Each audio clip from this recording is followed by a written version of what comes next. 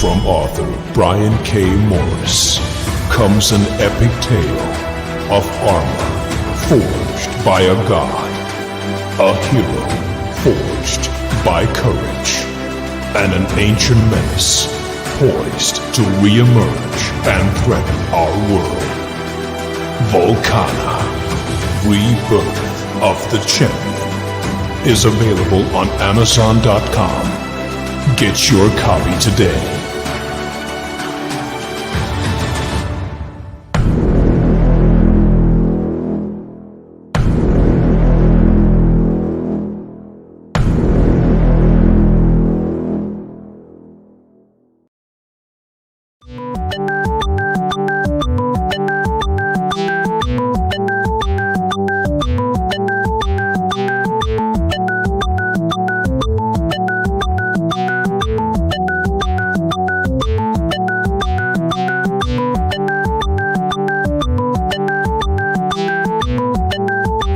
Seconds.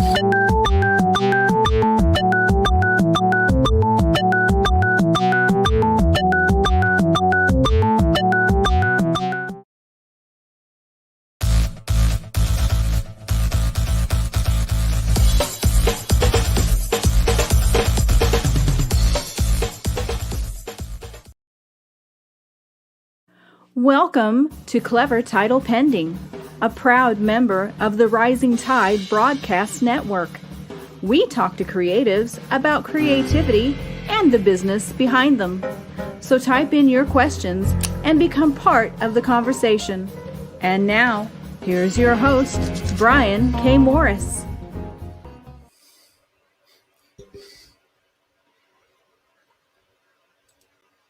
And there I am now. How the heck are you?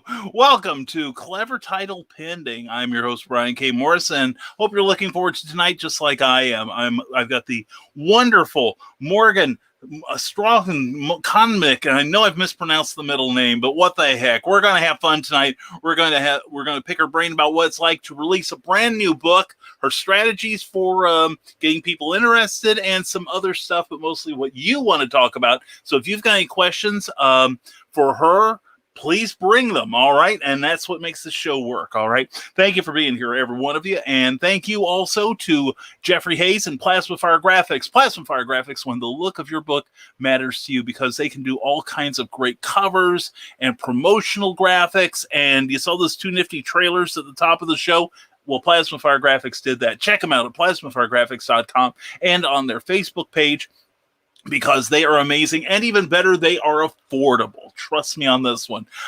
So check out Plasma Fire Graphics when the look of your book matters to you. They are sponsoring tonight's show, and the show is powered also by the Rising Tide Broadcast Network. Check it out.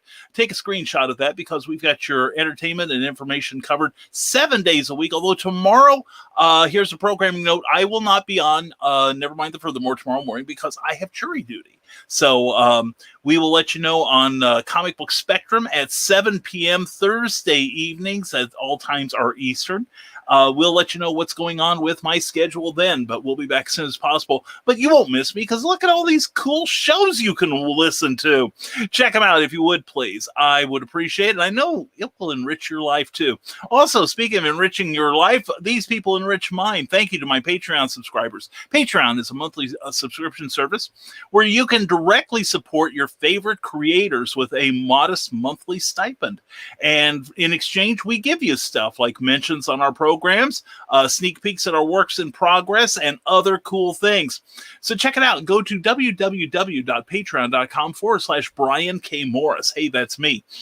Also, while you're looking for stuff to read, check out Snow Shorts, the brand new book of the Snow Short series by myself, Snow Ambition, available now on Amazon for 99 cents.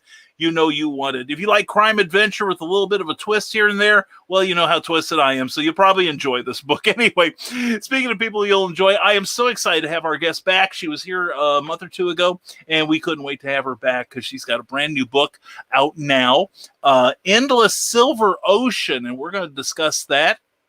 the writing behind it and marketing and all kinds of cool stuff, but bring your questions because I know she would love to answer them for you. I bring to you Morgan S. Conmick. Thank you very much for being here. Glad to have you. Let me unmute you here so we can hear your lovely voice. All right, there we go. We're going to get the hang of the show yet. Anyway, hi, Morgan. How you doing? I'm wonderful. This has been the highlight of my day, so I'm so glad to be here with you guys. So I'm excited too, and I'm excited you've got a brand new book out. I do. It's my 8th book. Oh my God, that's so cool. You know, especially when you consider how many people.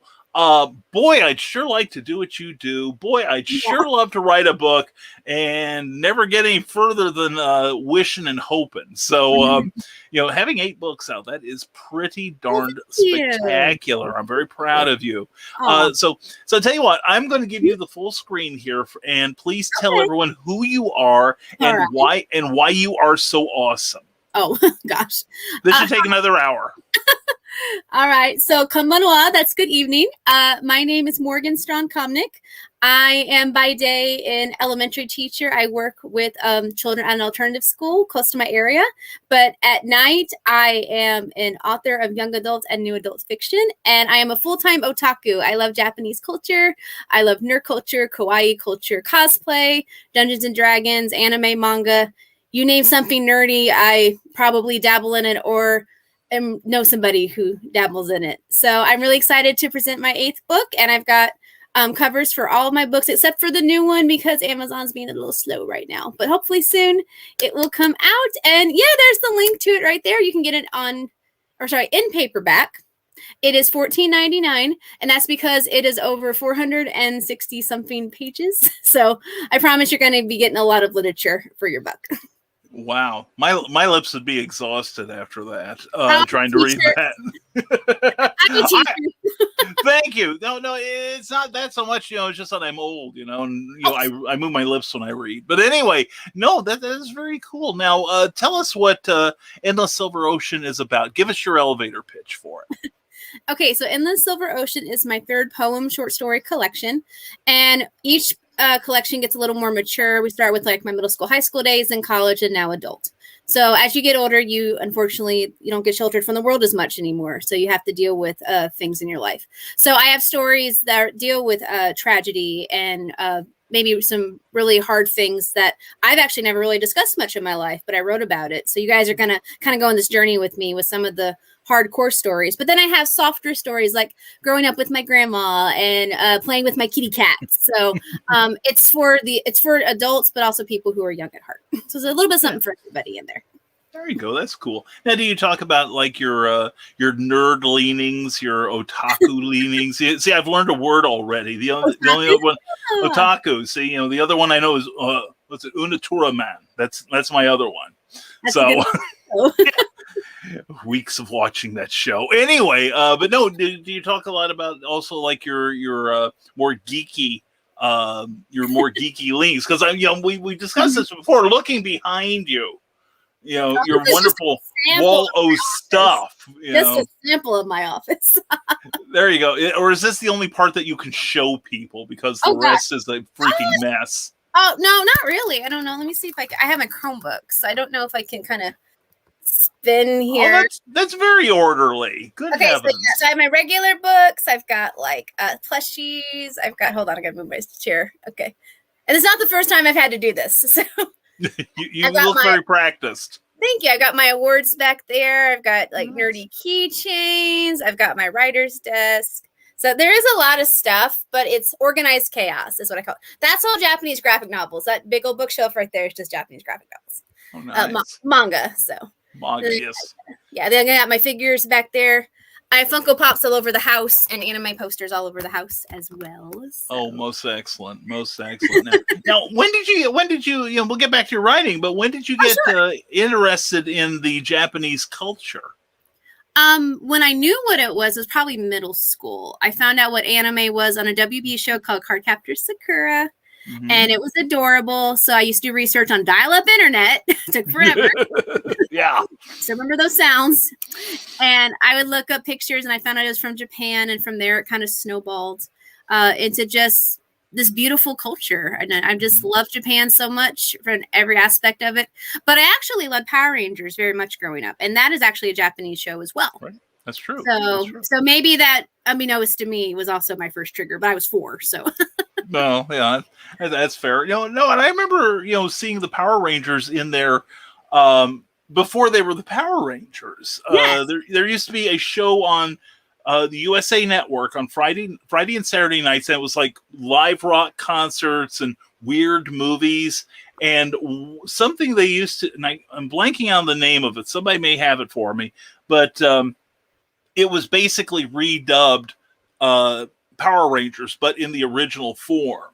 It's Super Sentai is what they call it over there. Yeah, Super Sentai is the original, right? Yeah, yes.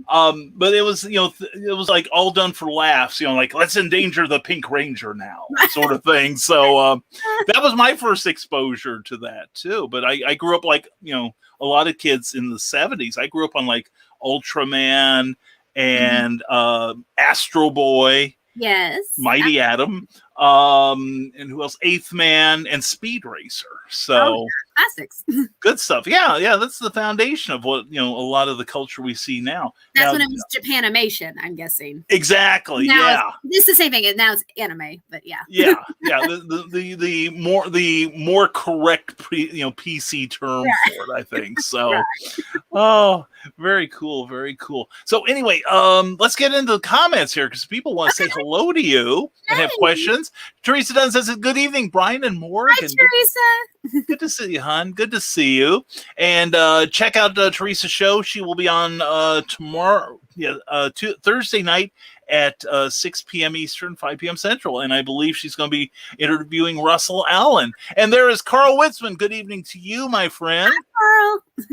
And Carl will be with me and Amy Hale and Michaela Jade and a whole bunch of great people at the Indie Author Book Expo this coming Saturday at the Peoria Civic Center, 201 Southwest. Dang, I forgot the address already. But anyway, it's in Peoria. It's big. You can't miss it. Yeah, it's going to be fun. And Cindy Cap, glad to see you. Mwah. And she is doing well on her Kickstarter campaign. She has exceeded her goal. With 13 days to go, where she's looking to get to the $4,000 mark so that she can have her first comic book translated into some foreign languages. Congratulations. That's wonderful. We're very proud of her. And Brian Rodman, BrianRodman.com. Good evening, Clever Morgans. Excited to get to know another amazing creator. Oh, hearts. Thank you. There you go. See?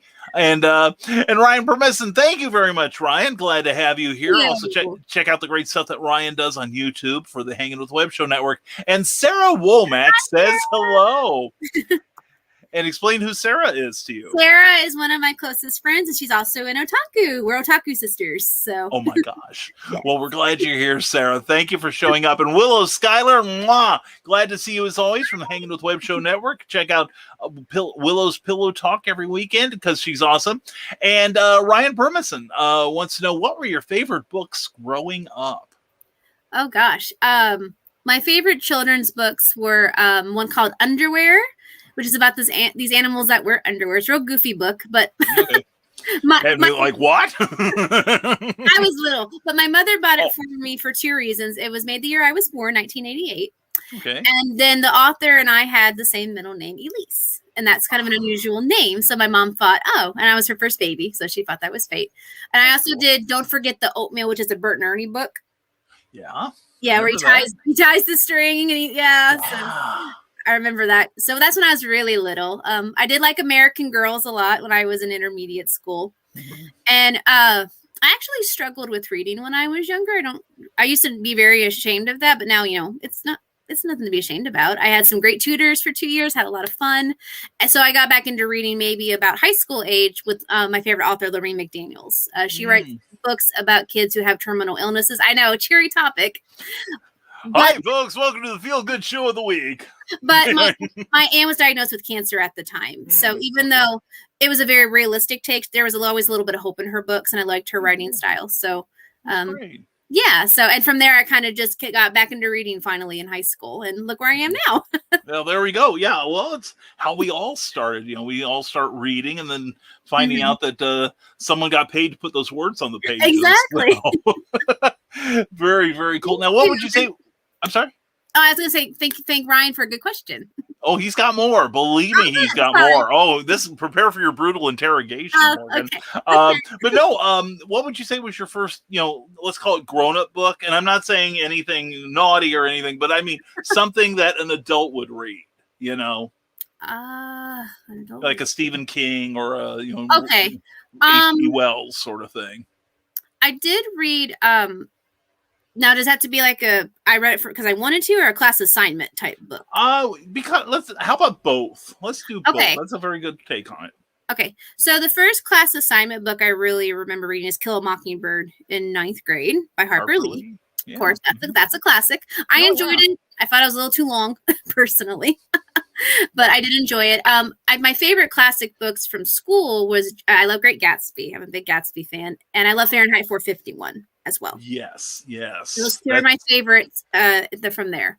One I had to read for my own enjoyment is I did read a quartet series by Nora Roberts when I was in college. So a romantic series. Well, but it was adults. So yeah. I like Danielle Steele as well. I listen to her audiobooks on the way because I have a half-hour commute. So I listen to her books as well. Yes. Morgan is a molder of young minds. She is a school teacher. What grades do you teach? I teach K to 5 in one classroom. Wow. Yeah, at the alternative school. Most of my kids are in the foster care system. Oh, okay. All right. That makes sense because I'm, having like visions of like when I was very, very, very young, like the old schoolhouse in the middle of the country. And like, when I was growing up, we did have a school that was, we didn't have kindergarten then, but we had 1 through 6 and it was all in one building, like on the edge of town. It's not there anymore, of course, but party lines and cave drawings, things like that. Anyway, Ryan also wants to know, what are your favorite movies and TV series? Oh, okay. Do you want normal or anime? It's all normal to me, hon. So go for it. Oh gosh. I am a huge Disney fan, so my favorite Disney movie of all time is Lion King. Although I have several that I am madly in love with. I also love Anastasia, Swan Princess. I grew up in that 90s era, so for cartoon wise. Probably the movie I watch on repeat to make me feel good is called The Reduced Shakespeare Company. Yes. Oh, you've heard of them? I've seen it. I've seen them work. Yes, they're brilliant. They are divine. Yes. Oh, I got one of their rare DVDs before they became like $1 bajillion on eBay. And wow. Oh my gosh. And I watch it constantly. I got it memorized, but they're on YouTube though, if you guys are interested. That's true. That's true. Everything's on YouTube. TV, anime, we can do a separate list if you want, but I guess my favorite TV series probably, I like Big Bang Theory. If I want to be hip, I guess, culturally hip. There you go. But I like a lot of TV as well. That's cool. Very cool.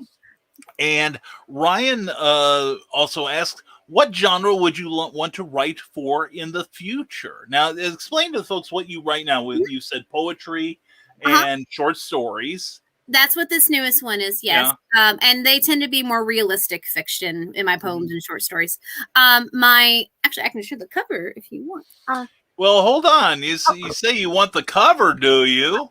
Well, for my old books. But that works too. Your back catalog. That's what you call them. You don't call them your old books. They're your back catalog. Sorry, my previous works. There we go. That's what you teachers being all precision like and everything. Yeah, but there's the new book, so I love my cover. My publicist. It's lovely. My publicist did it. My publicist, she did. Oh, nice. Very nice. You want to give her a shout out? Yeah. Well, she runs Paper Crane Press, so that's what we do. So I can share the link with you guys sometime and get her some good. She has excellent services for independent authors as well. So if you need a cover done, edits, formatting for Crate Space, she can do all that, and she's very fair with her prices as well. Beautiful. We want to encourage that. So yeah. So yes, we'll take this down now and show everybody your back catalog. My back catalog. Okay. Your back catalog. So my first series is Spirit Vision, and it is young adult paranormal mystery with a little bit of romance, because I like romance. So there's 3 of these currently in the series. I've been told relentlessly to continue the series. I took a break to do another series. So probably next year I will be working on book 4 of Spirit Vision, which will be fun because I'll have to get back into writing young adult because I've been a new adult for quite a while. And the language is very different. Yeah. Yeah. And then the Hunter and Bringer series is my new adult. So that's college age, if you're not aware of that, because it's not a very old age group in literature. But it's 17 plus for content, but it's about monster hunting. So I guess it's also kind of a supernatural paranormal as well. I tend to like to blend supernatural paranormal elements inside a real world. So both of my series happen like monsters exist, but most people don't know about it, or ghosts exist, but most people don't know about it, because I like having a little bit of familiar. That way the fantasy is more believable, if that makes sense. Yeah, and I'm looking at those covers, and I'm guessing that there is a strong romantic element running through them. Yes, I love romance. Nothing wrong with romance, you know. But it's multi-genre. There's a little bit of something for everybody, because you don't want something to be one note. Well, that's true. That's true. Yeah. But it's, given the type of books you've written in the past, is there a genre that you haven't tackled yet that you might like to? Like steampunk or science fiction or mystery, I've sprinkled a little bit of sci-fi in my books, and I know I'm a nerd, but sci-fi is one nerdum I'm not. My brain doesn't absorb it well. Okay. I respect it, but it goes over my head. Like Doctor Who goes over my head. I try. Star Trek goes over my head. I try. Does that make sense? I'm sorry. I respect it, and I think it's wonderful. That's cool. Yeah, That's I think cool. it's wonderful. My husband loves them, but I just sit there and I'm so confused. So I don't know if I'd write a proper version to that, but I think fantasy might be fun. I'm going to start my first D&D campaign where I am the dungeon master this summer. Yeah, so that will be my first test of trying to be fully involved in fantasy. And if that goes well, I might be able to incorporate it in my writing. And I'd like to maybe dabble more in historical fiction. I've done a short story one time for that, and I loved it, but it took months and months of research for just a 50-page story. Yeah. And aren't you glad you've got the internet now? Yes, thank goodness. I did use some books, though, as well. Yeah. Well, it's like I tell people that I was researching for 4 hours in the public library before the internet was a thing. Yeah. And it was it was for a thing I was writing. I had to find out who occupied the German embassy during World War II. Oh, okay. Switzerland. They're neutral. Seriously, they occupy enemy. If we were at war with Japan and Italy and Germany, they would take possession of those embassies. I learned this. See, reading is fundamental, kids. The more you know. Absolutely. The more you know. It'll never get you. This will never get you anywhere. You won't be asked this ever, but now just in case you do know. Jessica Johnson of Heroes for Kids out of Perryville, Missouri. Mwah, Jess. And you know Jess, don't you? I do. I just did an event with her and Lonnie and Chelsea. So that was a lot of fun. Very cool. And I'll be in HeroesCon, in July. So will I. Yeah, I know. Did they tell you the good news? What good news? You and I are by each other. Our tables are marked. Seriously? Oh my God. Oh, wow. Okay. Prepare for trouble, kids. Make it double. We are the two of us. They're going to have to separate us. You know what I'm saying? I was like, hey, Brian, what she told me. That's exciting. I just thought, Jessica would get more money if, it's like, okay, here's your table fee. Now, if you don't want to be put next to Brian, that's an extra 20. So I can see that going. I can see that happening. And Carl Witzman says, hello, Carl. Hi, Carl. And Teresa Dunn says, hi, Carl. And Cindy Kep says, first question, if the plural of tooth is teeth, then why isn't the plural of booth beef? Oh, that's a cool question. My brain hurts already. And Cindy is waving. Mwah. Congratulations on your great success on your Kickstarter campaign. I am so proud of you, but it's not over yet, people. She's got 13 more days to go. Let's let the rising tide wash over Cindy here. And also sign up for her great newsletter, ckoepp.com. And hello, Morgan from Jessica. Hi, Jessica. And Carlene says, hi, all. Hi, Carly. And the only Brian Rodman, co-host of Comic Book Spectrum, Thursday nights at 7 p.m. # always promote. Question: what are your greatest inspirations for writing? Oh, well, other than my real crazy life and the wonderful, adorable people in it, Japanese culture honestly influences me a lot. Just how expressive they are and creative, and I love how they stick to their beautiful traditions, but also move forward into the future. And they somehow blend that together so flawlessly compared to almost any other place in the world I think of. Mm-hmm. So they inspire me a lot. I can see that. And Willow Schuyler says, woman after my own heart. I loved Card Captors and Power Rangers. Yes! Coolness. Awesome. Those are two of my life. Those are my life. Mm-hmm. Oh, I hear you. And the Rising Tide Broadcast Network says Super Sentai. Yes. And Jessica Johnson says Brian K. Morris and Morgan Straughhan-Connick are two of the awesome authors that will be at Heroes for Kids Comic-Con. Yep. And that's July 19th, I believe, at the Perryville Park Center, I believe. Maybe 17th or 17th. It's on that weekend. It's on that Saturday. Yeah. It's not like we won't be talking about between now and then. Right. So y'all stick around, stay tuned. Or if you want more information than I've got, go to the Facebook page, Heroes for Kids out of Perryville, Missouri. They use their super cosplay powers to benefit the kids in the community. And speaking of people who've got their Kickstarter act together, changed, darn you. There we go. Eric S. Hawkins. Good to see you, Porn Sack. There's a story behind that. But anyway, he just passed the $6,000 mark on his, and he wanted $1,200 and he got $6,000, and he's still got a few hours left to go on his campaign for the Zombie Full World of Oz. Please check that out. That is super good stuff. And Cindy Kep goes, woo, she's celebrating already. And Jessica Johnson also has a link to the Heroes for Kids Comic-Con, where part of the proceeds will go towards two very good charities. So please, whether you get it, and I think there's still some tables left. Now there's one less table next to me. But, you know what I'm saying here, it's already been snagged, but you could get the next one. You never know.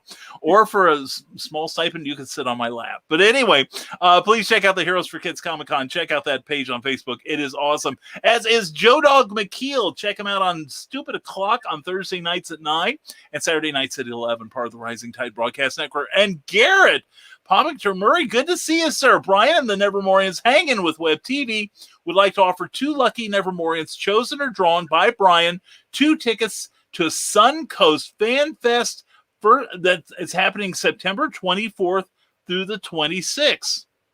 Awesome. All right. That is fantastic. Thank you, Garrett. I appreciate that. We will have to, Morgan, you and I are going to have to figure out a winner here. Okay. Oh, okay. Or two winners, actually, it looks like, if I am correct there, Garrett. And Brian just has to reach out to us with your names and such. Brian shows Brian's rules.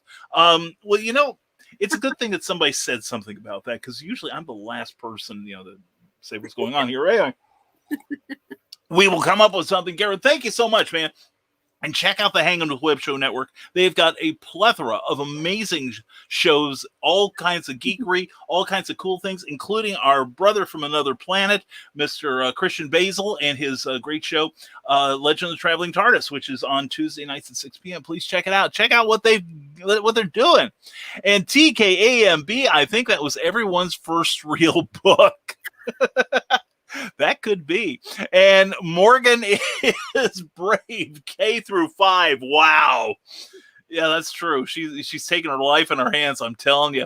And Cindy Kemp is having flashbacks. I think you've triggered something. She says, I'm a recovering teacher. Oh, props to you. Yeah, in fact, some of what Cindy has written in the past has been teacher's aids. Okay. I was And a she was teacher for 4 years before I became a full-time teacher. So I there understand. you go. Yeah, in fact, Cindy was on last week, and please check out last week's Clever Title Pending because it was awesome. And Brian Robbins says, Morgan, I worked with kids in and out of the foster care system for a while, so thank you for your work with those kiddos. They need amazing teachers to pour into their lives. Oh, well, thank you so much for being appreciative and working with them as well. I love my kids. I really do. Mm-hmm. Well, and I was raised by teachers. Please don't judge them by how I turned out. But no, teachers, they don't get paid really what they're worth, and yet so much is put upon them. It's like you're not just educating them, but you're also like keeping them safe for about 7 or 8 hours a day, and making sure they get home okay, and making sure they're not in danger and such. Because there's a lot of responsibility put on teachers, and I've got to agree with Brian. Super kudos to you and everyone in the profession. You don't get paid what you're worth. That is the honest truth. But thank you. But if your children are anything like how I turned out, I love a lot of my teachers, and you will be in their hearts forever. So, Eric Hawkins says Anastasia is a very underrated movie. Don Bluth at his best. Oh yes, wonderful movie. Definitely. Oh, and Garrett also says, in addition to any winners, any Florida Nevermorians wishing to go to Suncoast Fan Fest, use promo code HANGIN21 for 10% off your tickets. It's HANGIN21. Definitely. Thank you, Garrett. Glad to promote that. We'll get you a couple of winners before the end here. And Grant Lankard, good to see you, sir. Hope your evening is going well, my friend. And Eric Hawkins says, oh, thank God they found a sucker to sit next to Brian.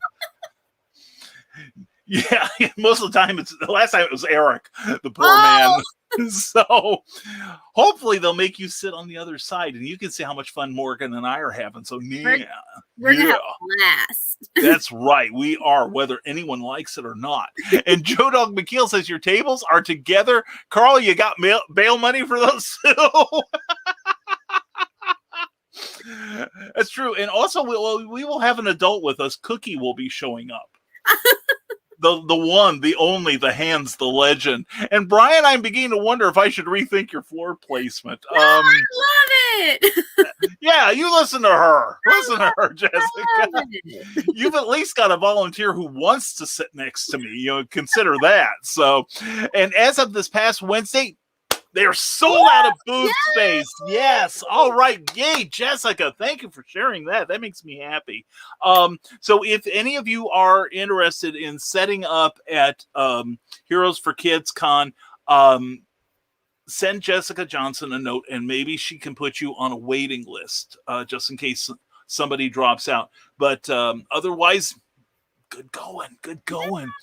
And Morgan, working with those little tykes and writing, you are killing it. Oh, thank you. It's my two passions, and I'm very blessed I get to do both. Well, it makes me happy to hear that, because so many of us use writing as a pressure valve, as an escape from, like, if we write in the evenings, it's our escape from what happened in the previous 12 hours. Sure.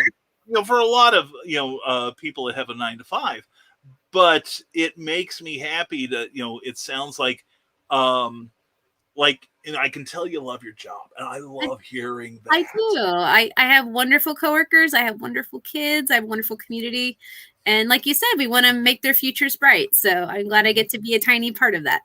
Oh man, a major part, I'd say. Oh, thank you. You're welcome. But the thing is, I love hearing that you have a great day, and then you go home and you have a great night, that you're not just using your writing because, it's like those people talking to me and those rotten little kids, I'm going to write something that'll make Stephen King go, oh! So anyway, I mean, I've had bad days. I'm not going to lie. Okay. but I've actually never written because my kids have made me upset, honestly. Now that I think about it, I write because I want to, and it comes somewhere else inside of me. So, well, that's good. I'm very fortunate for that. Yeah, no, I dig that. I like that a lot, because not all although you write about stuff that's influenced you in your current book, Endless Silver Ocean, available on Amazon. But that not all writing has to come from a place of pain.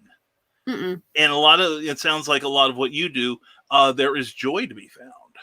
Right. And a lot of my stories, there are tragedy, but I try to leave that little bit of hope because, I mean, that's just life, to be honest. I try to be realistic with you guys, but still try to make it entertaining, and hopefully you can find something you can learn from or relate to in any of these stories. Very, very cool. And Carl Witzman says, I'll have to look into that. There we go. And Cookie will have her work cut out. You betcha. I will be very nice to Miss Cookie.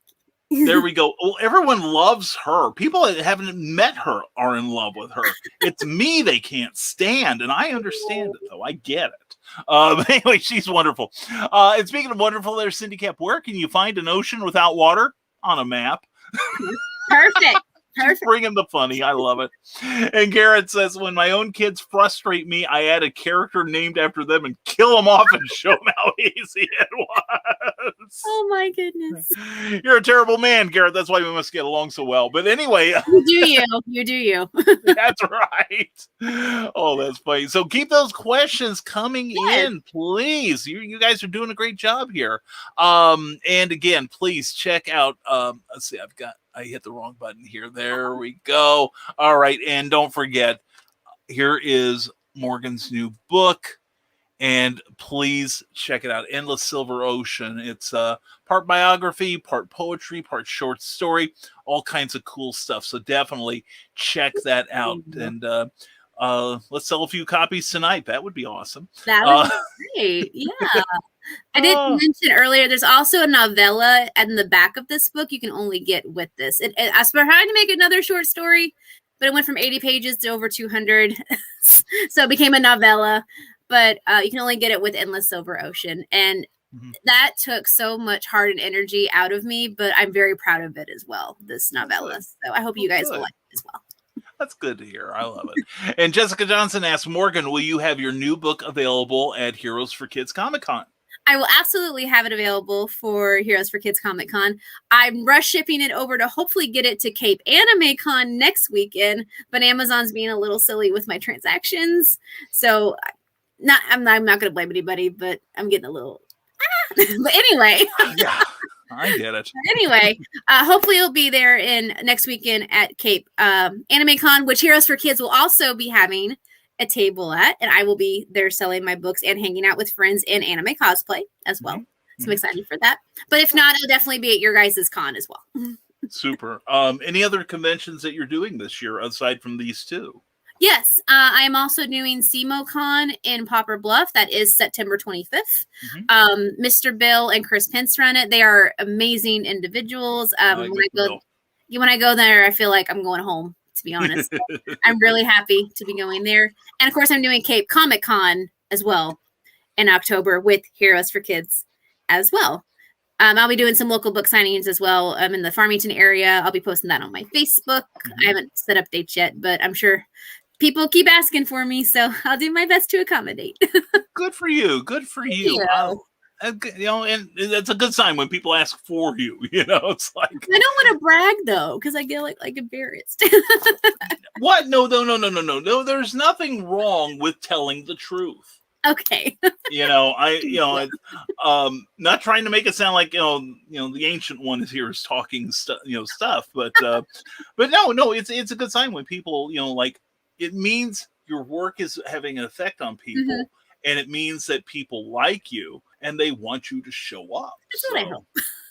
Well, so far so good. So but anyway, Todd Kester says, I'm sure it will be amazing. Congrats, Morgan. Oh, thanks, Todd. Hearts. Todd's my work bestie. So well, thank you for being here, Todd. I appreciate your presence. And if you have any questions, yes, if you have any questions, she's trapped. She has no choice but to answer now.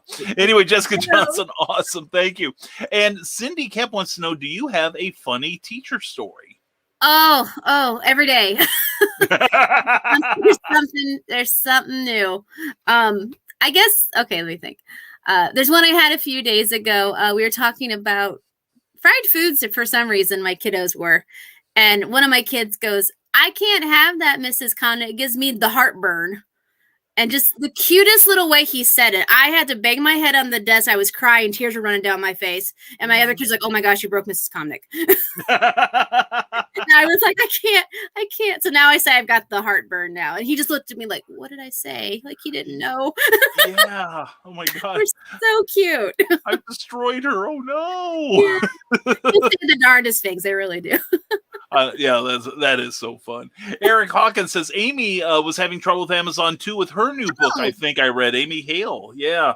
Well, Amazon, we have used them as our punching bag for about a year now. Some people have had some less than sterling results of their service. Although I did get a package yesterday of Pulp Reality #2, the sequel to the award-winning anthology that I'm in also. Yes. Yes. And the thing is, up till like in the last year and a half, the packages, I don't know about you, but the packages I've gotten through Amazon have been like, let's just throw these books in a box, put some tape on it, and then shoot it out. Yeah. The tape was secure. Mm-hmm. And they had those little inflatable plastic packs in there, like little balloons and stuff, to keep the books from moving. I haven't seen packing that good in 2 years. Wow. Yeah, so I was, I'll give Amazon props when they do things right, and they did things right this time. And I will have a couple of copies of Pulp Reality #2, as well as #1, this coming Saturday at the Indie Author Book Expo. Please go come get it, see guys. it. Yeah, seriously, I will sign it for you, or $20 and I won't. But anyway, we got to get you into that group too, Morgan. We got to get you. Yeah, all right. Well, Cindy Keppa asks, what did the ocean say to the sea? Nothing. It just waves. That's a good one. I love it. Do you know how hard it was last week? We had to look up jokes because she was a guest on the show. So yeah, I was looking up clean writer jokes. And so was everyone else. That's her secret. She like clean blank jokes, and she never fails to deliver. And she also has some serious questions like, have you used your writing in your class? Not with my elementary students. They are a little young.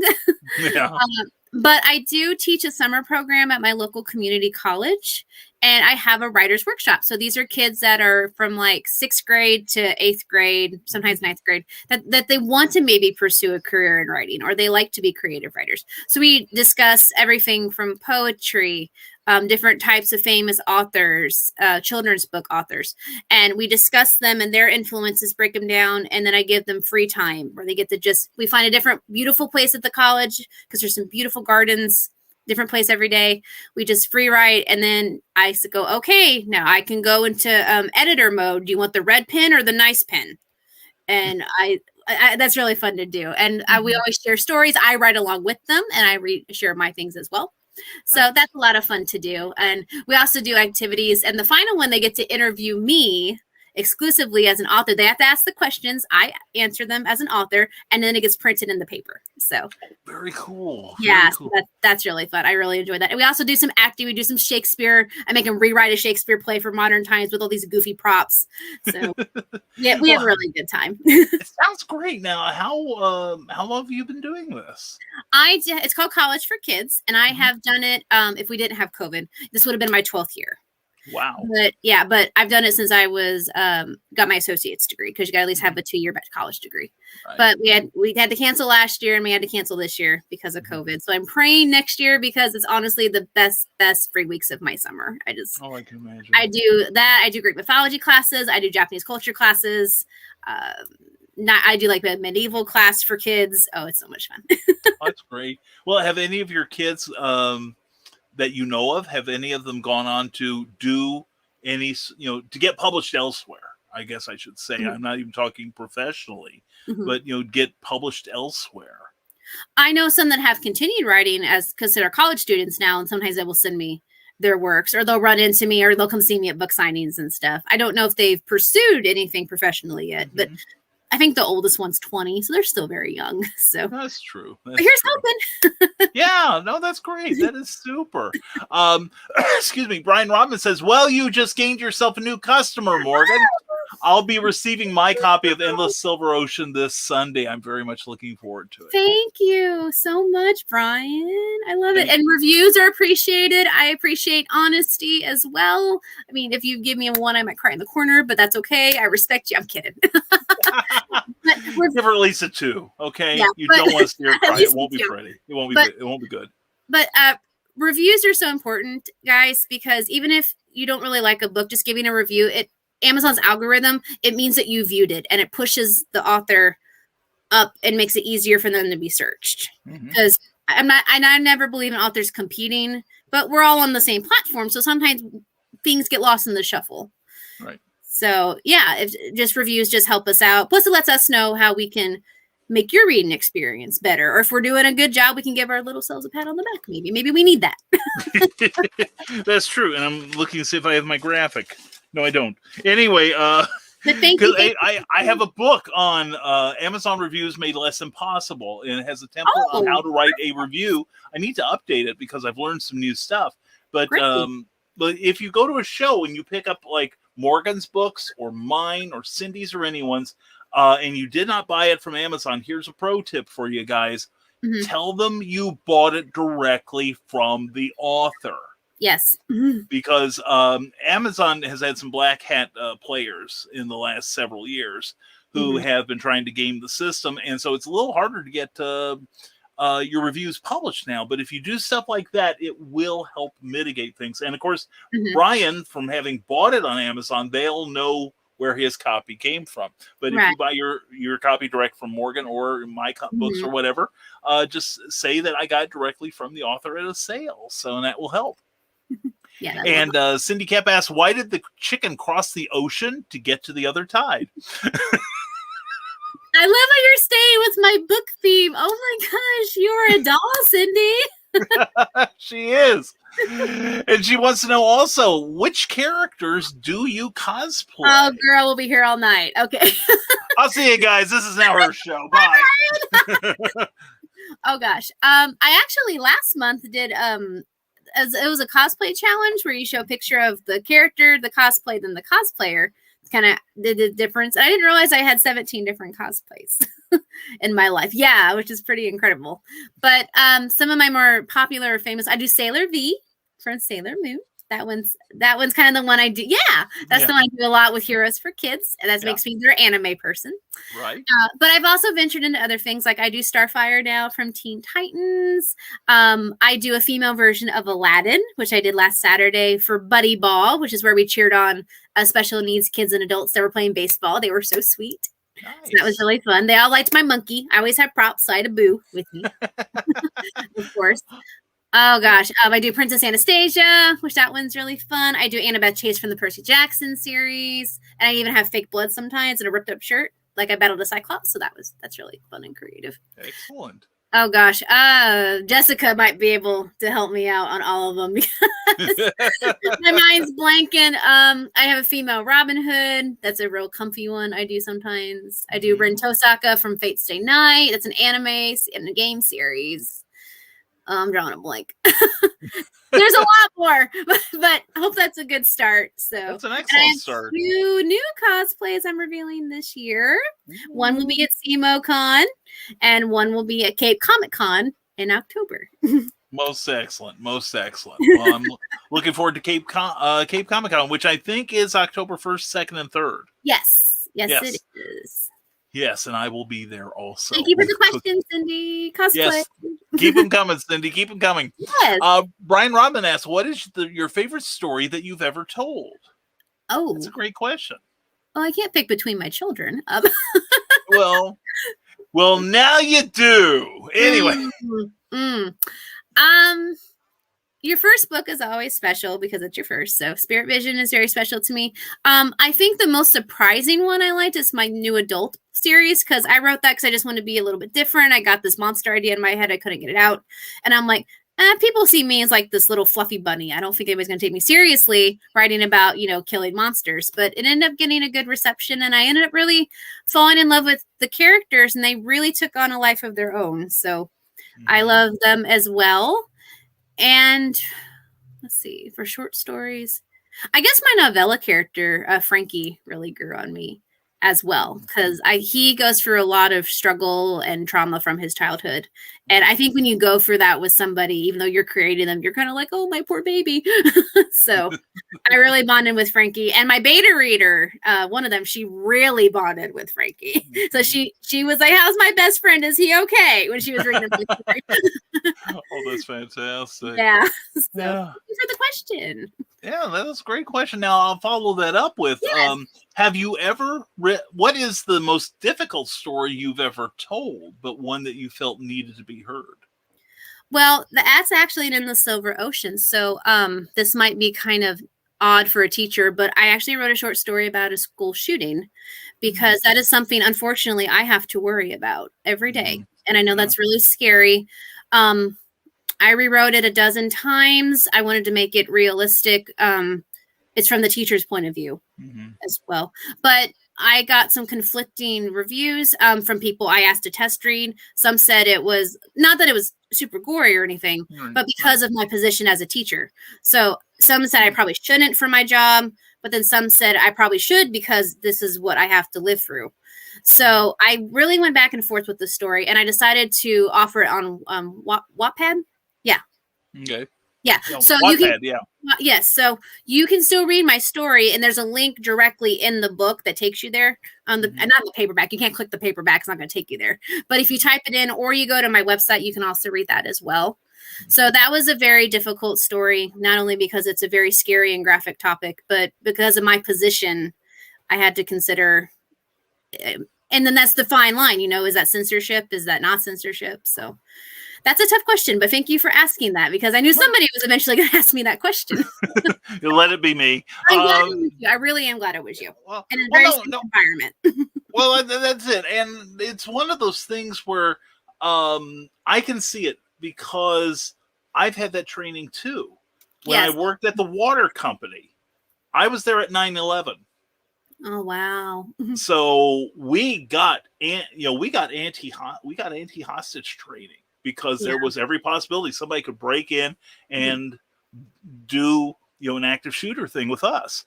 So I approve of somebody who's basically in the trenches, who is able to communicate what could happen. not just what could happen, and the mindset, because I will admit that kind of training has changed me.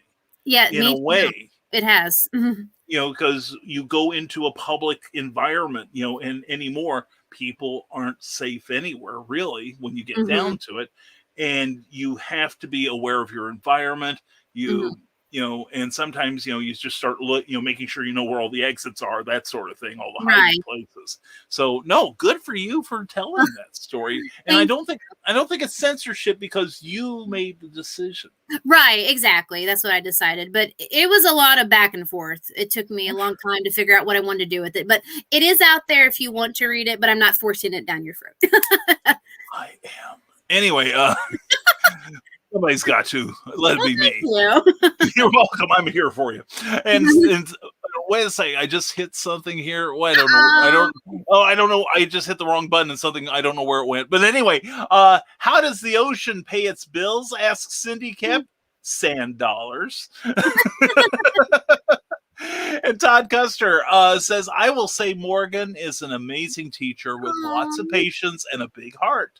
Our school district and our kiddos are blessed to have her, and apparently she's a pretty amazing writer as well. Aww. Todd, they don't let just anyone sit next to me. You know what I'm saying? Well, Todd is really amazing. He is the male role model that my little guys need, because they don't have those father figures. So I'm so blessed that he's not only a fantastic high school teacher, but that he works with my little guys. And he's just the funnest person I've ever met, and very genuine. So Todd, that means a lot. So I embarrassed you now too. So besties. There we go. There we go. Well, it is, you mentioned it is important for these kiddos, especially at the ages you're talking about to have positive models. Absolutely. Both male and female. Absolutely. So not everybody gets that, especially within the system they're in.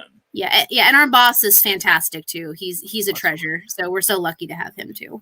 That is so cool. That is very cool. Because Cookie used to work in Child Protective Services for 4 years. So, something else that could traumatize the husband. But anyway, John B. Pica, hello. Hello, John.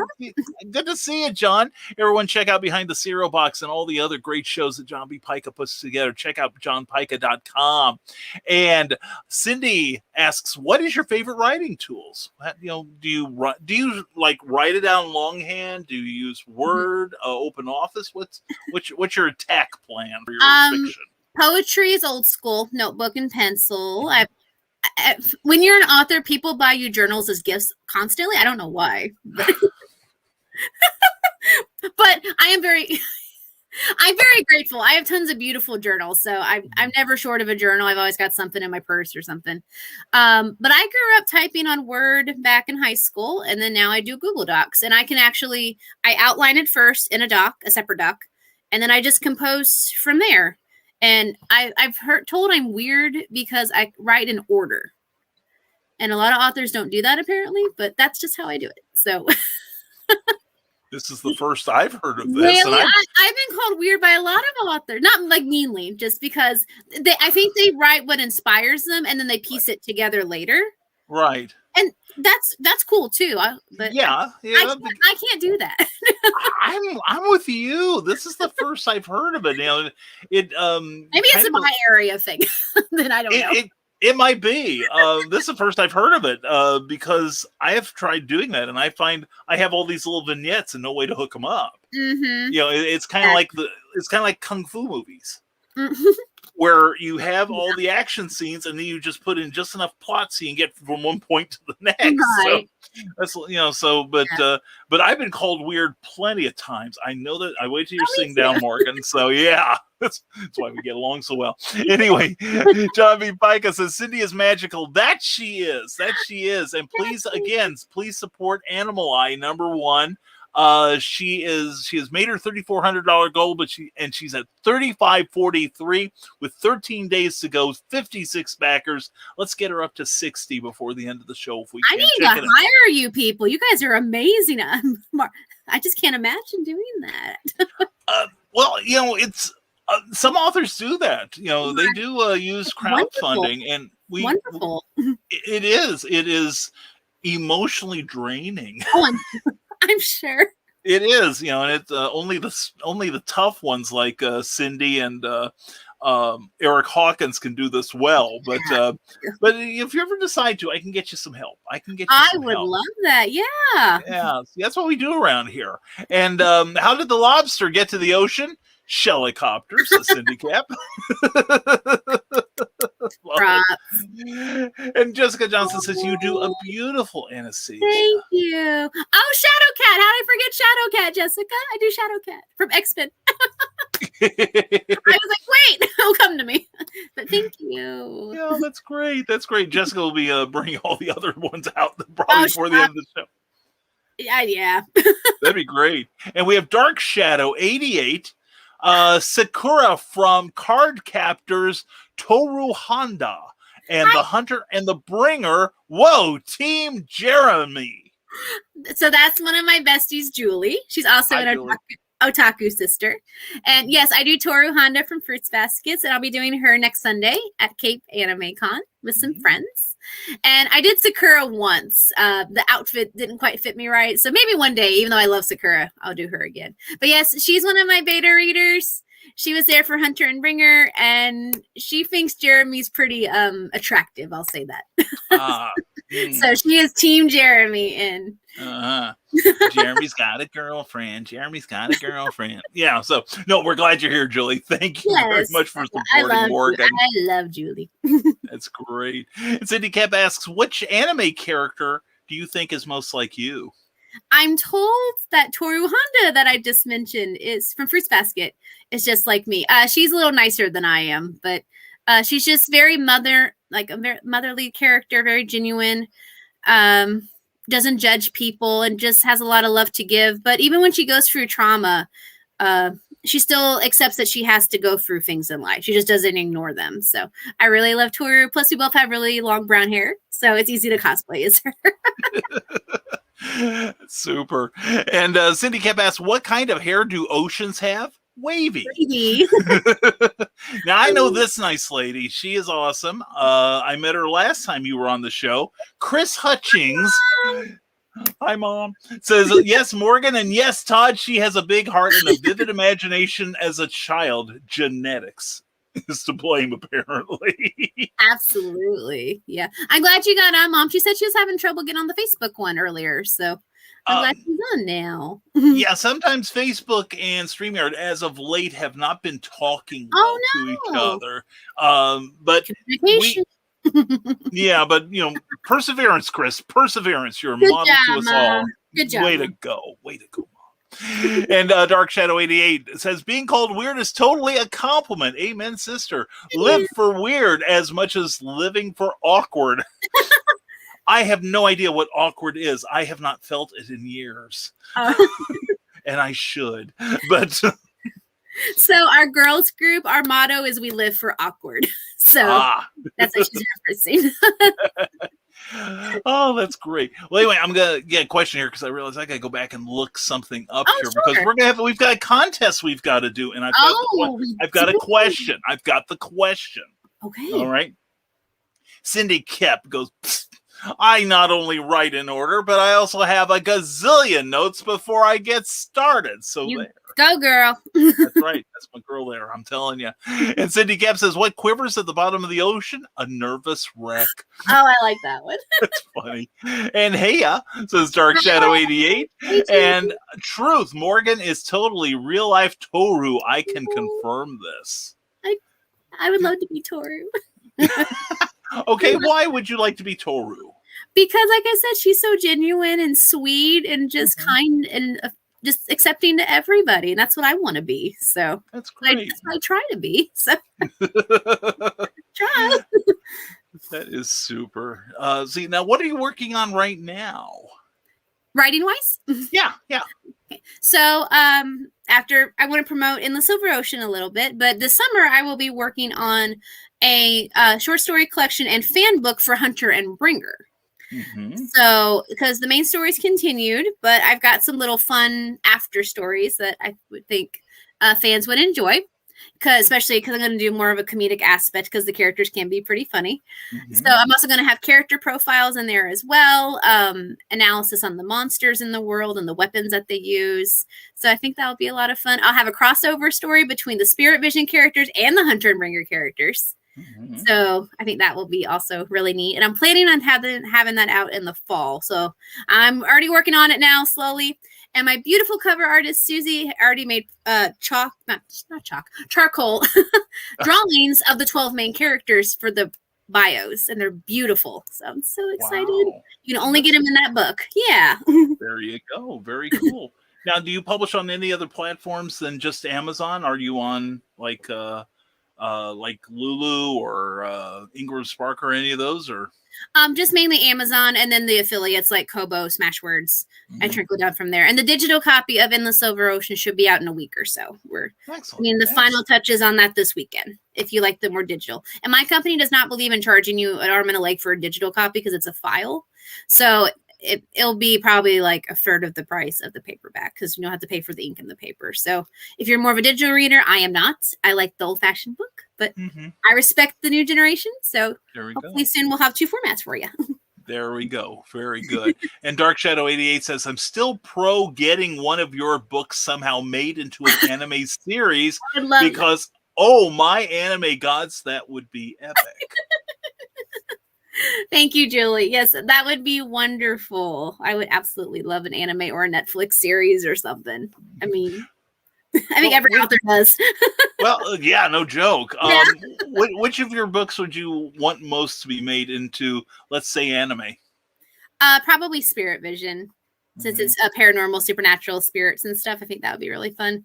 And then for Hunter and Bringer, I would like a Netflix series where I write the script though, so they don't mess anything up. Of course. For some reason, I have Chris Evans in my head for Jeremy. Like I know that that would never happen. He would be just amazing at that role. And then for my novella, I think it would just be a good movie because it's 200 pages. I think it would be a good, hopefully heartfelt film where you need to bring some tissues. Oh, there you go. There we go. Make me cry. Make me look like a softie. I love it. Yay! You have a big heart. Oh, we try. Hey, everybody, we're caught up with your comments, so get busy. Let's get some more questions from Morgan here. She is spending some time with us, and now's a great time to ask her some stuff. Now, we mentioned. Now, let's we're going to take us a little serious for a moment. Okay, here. Of course. We talked before the show that you have kind of a cause going on at the moment. Yes, I do. So I was diagnosed in 2017 with lupus, which is an autoimmune disease. So my cells basically are accelerated, and the ones that are supposed to fight my immune system, I have too much of. So which sounds like a good thing, but there's so much that there's nothing for them to do. And over time, they might like attack my organs or my limbs and things like that, foreign materials. So it makes you very fatigued, especially the UV rays from the sun. So I cannot be outside longer than 10 minutes without sunscreen, without getting these terrible bumps on my arms. Sunscreen is like 20 minutes. So I hate when it's like 90 degrees outside and I have to be covered up in a hoodie and a hat. So it's very difficult. And also a very common thing with lupus is extreme anxiety. So I've always been a jittery person, but my anxiety has been kind of bad the past couple of years, but I've been able to control it thanks to wonderful people in my life and fantastic doctors. And of course, writing. Of course. Yeah, but a lot of people are affected with autoimmune diseases, and May happens to be Lupus Awareness Month. So I've been posting a picture of me wearing something purple, which is the color for lupus awareness every month. And our symbol is the butterfly. So I'm like, well, if I have to have a chronic disease, at least it's my favorite color and a really pretty creature. I'm trying to think of a positive here. There we go. Yeah, but if there's anyone that has lupus or any autoimmune disease and you just need a friend to talk to, I have been there. So you are not alone. That is my hashtag. So feel free to contact me and I would be happy to be your friend. Very, very cool indeed. And we did ask for questions. This will teach me to ask things like that. Joe Dog McKeel goes, question, Coke or Pepsi? And he will show himself out. So what is it? I get that question every interview, and I love it. Mine is Pepsi, just that's what I grew up on. So okay, all right. Are you your Coke? Well, between the two, I prefer Coke. If I had my choice, it would be Royal Crown Cola. That's good too. I do like that kind. Actually, the Kroger Cola is pretty good. I've been, I've been. Cookie has long days at her job, and we have discovered that this is going to sound like I'm really rationalizing things here, but we have found that as an analgesic, vodka works faster than aspirin. Oh, good to know. It helps her, follow me for more life hacks. But yeah, so we sometimes have an adult beverage at night. Not every night, though. Not every night. But, I want to clear that up real fast before my mother-in-law finds out. But anyway, we have an adult beverage, and so we've been doing mixers, and there's a lot of good things like Kraken you can mix with any sort of cola. And I thought, why am I spending top dollar for something I'm going to pour Kraken into? So I got the inexpensive, the thrifty cola at my local Kroger, and it's just as good as any of the others. So anyway, Dark Shadow 88 says, I air hug you long time, Morgan. Means the darkness to my light. There we go. And Joe Dog says, RC, check. Moon pies? Well, hell yeah. Yeah, moon pies are good. Yeah, we like moon pies. Yeah. And Dark Shadow 88, Julie says, have you ever considered gender bending any of your characters in your books? That's an excellent question.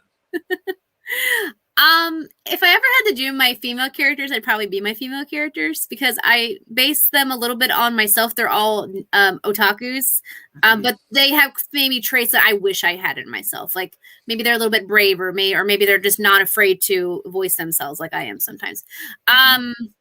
Ironically, Julie and our girls group in October, we're going to be doing a gender bend group of the Oron High School Host Club. It's an anime.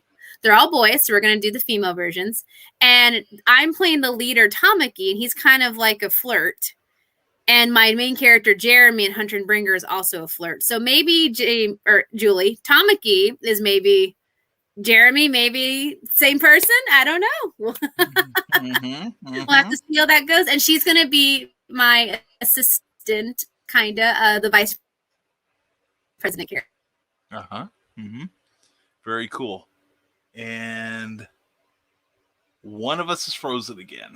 Yeah. Okay. Good. I was waving the thing. Okay. I think we're good. Okay. We're back to normal now. Yeah. We are expecting thunders. Yay. Thank you, broadcast gods. But no, we are expecting thunderstorms very soon here in Lafayette. So if I should Uh-oh. I'm just kidding. Anyway, practice. But no, yeah. No, and and you're probably thinking, "Oh crap, it happened." No, but now what do I do now? I don't want to host this show. No, just letting everybody know, we may be getting some bad weather pretty soon, and if that happens, Morgan and I have a plan, so it's all right. She will be the new host forevermore of Clever Title Pending. I'll be telling you, sure. Anyway, Cindy Kep asks, "Why don't daughter and laughter sound the same?" Ooh, that's true. That is true. Yeah, that's one of the joys of the English language. I just tell my kindergartners our language is silly. There we go. Well, that was the other thing. Esperanto. That it had one pronunciation and basically one word for just about everything. So. And Chris Hutchings and I have found a way to bond. Yes, Brian RC, my favorite cola. I love you, Chris. You're awesome. And now, do you ever cosplay some of your own characters? As Cindy Kep, you've played some others, but do you have what ones of yours have you brought to life? Well, I guess I could technically bring them to life because they look like me, but they wear very casual clothes, so I don't know if a lot of people would distinguish them. I do have a silver star locket that my main character in Spirit Vision wears that a student made me. So I do have that.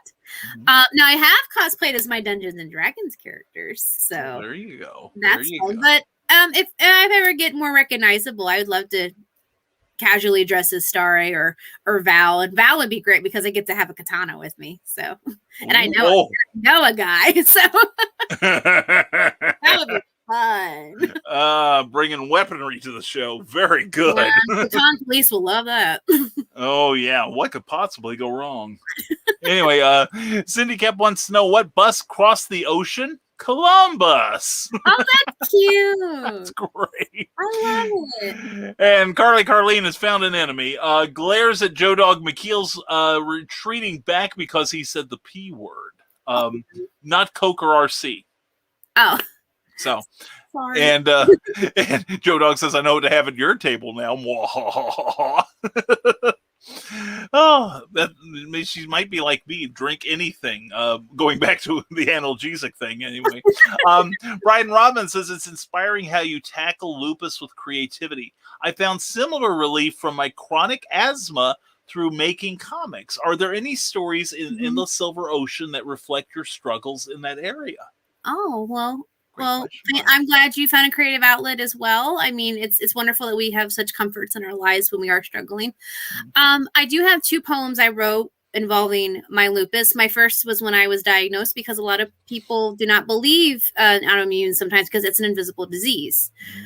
So I wrote about kind of my frustration of trying to prove to people that I needed help without, I didn't want to be like, oh, boohoo, pity me. I never want to do that. And then my second one just explains about what it is like to have lupus and what I deal with every day. So yes, there's some things about that too. I do talk about cancer as well in this one quite a bit. And it's because I lost my aunt last year to cancer, the one that had fought for several years. So it was fresh in my mind, and I kind of wanted to express what it's like to go through losing someone like that. And I know there's a lot of people, unfortunately, who do have to go through that. So yes, I do talk about a lot of sad topics in this book, but I always try to leave a little glimmer of hope because, I mean, every day is a gift, and I want to make sure that we remember that. Very cool indeed. Thank you. And Carleen is shooting one warning shot across Joe Dog's bow. She's a redhead. Oh, look out. And Julie's having a good time. That was awesome. We're glad you're joining. Julie will fit right in here. Oh my God, Julie, you got to come to the shows when we're both there. Seriously, I'd love to meet you. And redheaded Donna don't scare me half as much as a gray-haired Donna, says Joe Dog. Oh my goodness. Oh, it's getting personal now.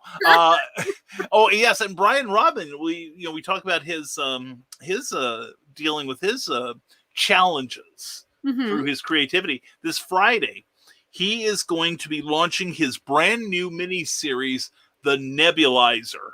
Ooh. And it's about now you can tell how much I have read his ad copy on my morning show that I'm able to do this. He is a chronic asthmatic in a post-apocalyptic world, and he wears a suit with a feisty AI, of course, because regular AIs are boring. And he goes around the countryside killing out mutant allergens. Wow, that's awesome. It is, and he's been posting some gorgeous artwork on his pages and on his Patreon for the new series. I'm really excited by it. So congrats. That's wonderful. Yeah, yay. And Brian Robbins says, Cindy, why don't daughter and laughter sound the same? Because English makes no sense. Welcome to America. So that's about as concise a way as I can think to explain it. And Carleen says, make note not to cover up her gray at HalloCon. Oh, this is going to be fun. I'm going to be there too. I get to see the carnage. And Cindy Cab asks, where do ghosts go swimming? The Dead Sea. That makes sense. That does. And she wants to know, what is your next character? Oh, just in general? Oh. Yeah. What's on your plate that you're give us? Tell us who we're going to be falling in love with next. Well, like I said, the one I'm currently writing, the manuscript for is from a series that I finished. It's a fan book, so there's not really any new characters, just new developments. But you will be meeting some characters in Endless Silver Ocean. I can talk about some of those characters as well. Okay, so I've got several short stories, but there's two main ones. Yep, there's the cover. I have a Hanukkah short story in there, and so I've always found Hanukkah fascinating in the Jewish culture, even though I'm Episcopalian. I mean, I think it's great that we can all be in a world where we can be different and wonderful. So the story is about on a cold night about this author who had a tragedy. Her name's Elena. And she's just kind of going through the motions of the past year about losing her love. And then she runs into this very energetic boy who she is like, he just adores all her books, and he's just energetic, and they become really good friends. But then he has a secret as well. His name is Ezra, because I've always loved the name Ezra. Ezra reminds me of a bouncy personality. He's got real bouncy black hair, and he's 27 and high on life, and he's just wonderful. So I adore him. So there's some trials that they're going to go through. He's going to bring Elena back into her life. So no spoilers, but there's that. And then Frankie and Mina are my two main characters in my novella. So Frankie is actually a former Hollywood teen star back in the day. Now he's a 37 young man trying to become a producer at Paramount. Working on his first movie. His mother is a corporate head there, and she's a very not nice person. There's a word I could insert, but I'm an elementary teacher. Yeah. We're on the nighttime show. You can say what you want. So he's trying to prove himself, but he has a lot of trauma from his childhood, and he doesn't handle pressures well. He does things he probably shouldn't be doing. So he has this girl he sees that saves his life, like a vision all the time, or like a dream, and he wants this girl to be real. So the question is, what if she is real, or is he making all of this up? So it's kind of like a psychological story with that. So I'm probably boring you, but those are no. Keep it coming. I'm listening. So because I love myself. I love hearing the creative process in thank action. you. And hearing how people approach their own characters. It's like Mhm. we all have our own method Right. of making these characters real. And I love hearing how you are going about it, and you never know, because somebody may be out there right now thinking, well, how do I, I've got this character in my head. How do I round them out? And you may have just given them the keys. Oh, thank you. But I enjoyed writing Frankie. It was difficult because he's a 37-year-old man. So that was different. And he has these struggles in life I've never personally had to deal with, but I know people who've had. So I did a lot of medical research to make sure I was doing things right. And then I like the psychological aspect because he only sees this perfect girl when he's at his absolute worst. So he's like, but he wants to get better. So is it worth it? Is it worth seeing this girl when he's going downhill, and what cost is that going to take him? Or should he just try to live his life normally and not risk seeing her? And does she even exist? So yeah, so it was really fun and difficult piecing how to compose that in a story that made sense and everything. And then I got really choked up at the ending myself. It took me like 3 days to mentally prepare myself to write the ending. So, nice. Hopefully it will shine through for you guys as well a little bit, or you at least will think Frankie's a cool dude. Yeah, I'm listening to this and I'm thinking I'm on board. It sounds great. Now, I've always found Hollywood fascinating. So yeah. Now, do you some people do find it a challenge to write, the opposite gender. Do you find it difficult to write males? This was the first time I did it, and Frankie he's not afraid to show his emotions. So I was a little scared I made him come across a little too feminine, to be honest. But my beta readers are like, no, he's gone through a life where he hasn't really experienced love from his family, so he probably is desperately seeking it. And I think it's great when men show their emotions, honestly. I think it's wonderful.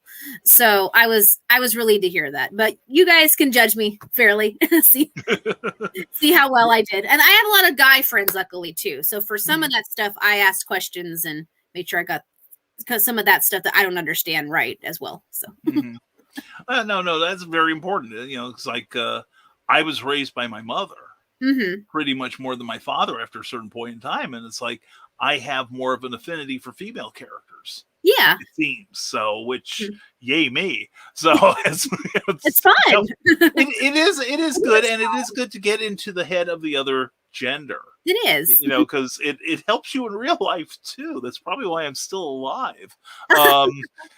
And let's see, Carl Witzman says, wow, I look away for a minute now. Joe and Donna are at it over a soft drink. And Donna and Carl will be at the Indie Author Book Expo this Saturday with me. It's going to be fun. Bring armaments. And comment suspended. Got some work to do, says Joe Dog. And Carlene is declaring victory and taking her victory. And Dark Shadows 88. I need to make sure you're properly promoted there. In a world all your own, what is the most fun for you to make? The characters or the world itself? Oh, mine would be the characters, probably. The world kind of comes with it as well. But without people in it, you just have a backdrop, honestly. So you have to have both of them, obviously. But how the characters react to the world is really the funnest part for me, and seeing their distinctive personalities come out. Plus, a lot of my characters are based on either things I like or people I know. And I just kind of tweak it to what I need, or let my fingers do the talking. Like Jeremy in Hunter and Bringer, I don't know what the heck's gonna come out of his mouth half the time. And I'm just like, oh my gosh, he would annoy me so bad in real life. But women would just swoon over him when they read about him. So I'm like, I guess I did something right. So all you need to know about guys is we're a mess. Okay, yeah. Then end of lesson. You're done. A good mess. Some more than others. And I'm not saying I'm one of them, but anyway, we'll talk to Cookie about that when we see each other. And Goose, Geese, Moose, Meese. Well, it's like Mr. Jinx, from the old cartoons. I hate Mises to pieces. So that one got me as a kid all the time. I never understood that. Yeah, same with me. In fact, what was it? I think it was Gallagher did like a and I think George Carlin's done it too, like a 5-minute thing about why English doesn't make sense, like daughter laughter sort of thing. So now Julie, Dark Shadow 88, has some confidence in you. Says, when Morgan becomes a big name worldwide, don't mind that creepy, dark coated figure in the back corner with a katana eyeing everyone like a fluffy ninja Morgan guard. That's just me. So and typo, Frankie. Yeah, right, Julie. Sure. Cling to that story. Anyway. So Julie and I, when we go to Renaissance fairs, I'm like an elf princess, and I'm all like, la, la, la, la. And she's in a trench coat, like just staring at everybody as I walk by. And some of the reactions we get is fantastic. So now, is she your bodyguard or? Yeah, she's pretending to be my bodyguard. Oh, okay. I was going to say, do you have any mishaps at these fairs that we should know about? No. Okay, you tell me. I'm actually going to one this weekend in Farmington, so I'm excited about that. Very cool. That sounds great. Good for you. And you're welcome, Mr. Rodman, for the shout out at bit.ly/the-neb1. And if you go to that site right now, you can sign up for the Kickstarter page so that when he goes live this coming Friday, you will be notified and you can start sending Brian Rodman some money so he can make this incredible comic book. And it is going to be fun. It looks beautiful. And Brian continues, you hit on a very great point. Some folks think writers shouldn't touch subjects and characters they haven't experienced themselves. But the key to that is research. Yeah. Research makes the work believable and it expands the writer's perspective. Yeah, because I'm pretty sure Stephen King was never the high school prom queen who doused everyone with blood using his telekinetic power. I'm willing to go out on a limb like that. But we don't judge if it did happen. in fact, it kind of makes him a little sexier to me. But anyway, but no, it's a great point. It's like, like you write varied stuff. I write varied stuff. But like, while we invest ourselves in our characters, not everything comes from our experience. That, in my case, that'd be boring as hell. Well, to a large degree, because mostly all my work would be how stupid I behaved and how I should have gotten killed before now. But, I've got stories. But anyway, yeah. But no, like almost getting electrocuted in high school because it was my fault. But anyway, no, research, while it annoys the NSA agents that cover all of our emails, Yeah. Mine drinks. My agent has started drinking. He weeps into his hands openly when he sees what I'm researching. Oh no, but by the same token, no, I agree with you, Brian, that, in fact, in this case, Morgan's got this, training. And in a lot of ways, I think it could be used as a, I don't want to say cautionary tale, but it's something that I think a lot of people should be aware of. Yeah. And have a plan. It's like having a just in case the house catches fire, how do you get out of there without dying? So so anyway, but good point, Brian. Thank you for sharing that. And Dark Shadow 88 says Frankie is so still my fantasy friend soulmate. I am hearing the Barry White music right now as she says that. And Carl Wisman says discretion is the better part of valor, Joe. And Joe Dog McKeel says comments may be suspended, but I am still listening, taking notes. I guess I need to start another page. There you go. Yeah, we're glad to have you, Joe Dog. You know that. And I love Gallagher. I do too. And the thing is, he doesn't, you think all you know him for is like the Sledge-O-Matic. But he's actually got some, great one-liners. I think he's incredible. I'm bonding with your friends here. I'm telling you. Good. Yeah. And the Legend of the Traveling TARDIS with Christian Basil. Always a pleasure to have you here, my friend. Arise, Tuesday night, Morris Monster. Arise. Well, you better have good memories of him because he won't be here tomorrow. Anyway, I still love you, Joe Dog, says Carlene. That's sweet. Yay. Yeah, now he's got to get in close. That's the problem. Anyway, and Brian has actually been known to have worn a prom dress covered in blood. He's banned in over 38 states. That's true. Oh. Yeah, don't judge me. It's I would never judge. thank you. See, someone You're understands. welcome.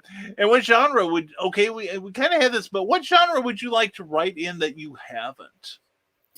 Probably that I have never done is a high fantasy. So, like I said, if my Dungeons and Dragons campaign goes pretty well, because I plan to make that a high fantasy world, then maybe I could do a short story or a story about it sometime. Okay, and I want to switch this. What genre would you never want to write? What genre turns you off entirely? I don't like horror, like pure horror. Like I know I write about murder, but I mean it's there's mystery to it, and it's not just blood and guts and stuff. Right. I can't visually watch horror.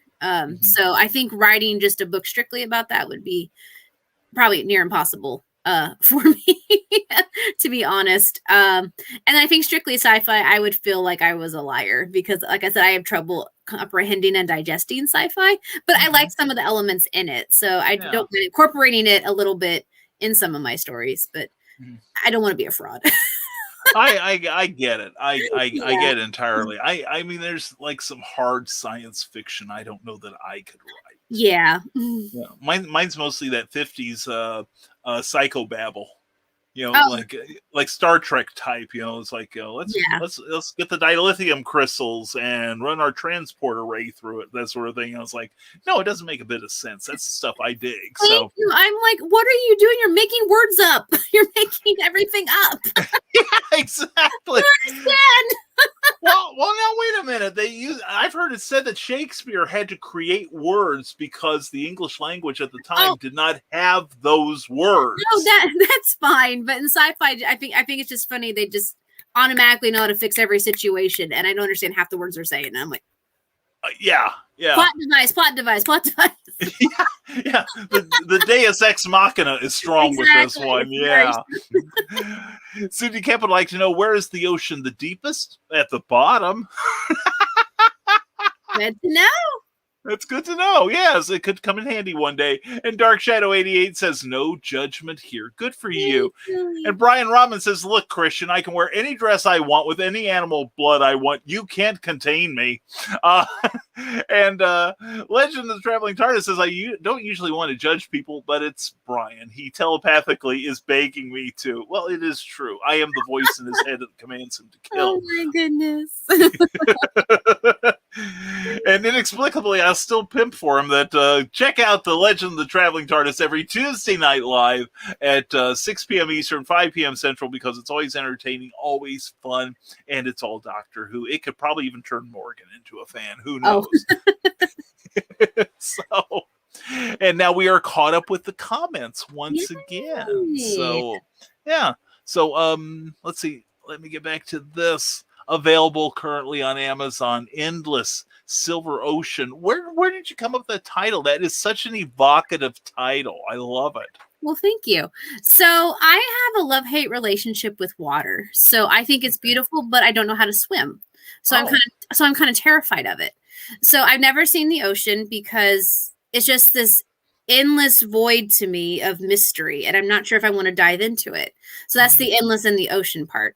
And I've always been drawn to silver, how it just sparkles and just kind of entices you. So the ocean in this case is something that I want to go achieve, but I'm still kind of fearful of fully going out in it. So that's where the title comes from. Is that kind of a theme in the book here? Yeah. And I talk a lot about in the intro how in life you go through choppy waters. Sometimes your boat is small. Sometimes maybe you lost your rower, but you're still trying to find that beacon lighthouse. So that's kind of what adulthood is. So I do talk about that a little bit in the introduction. That's cool.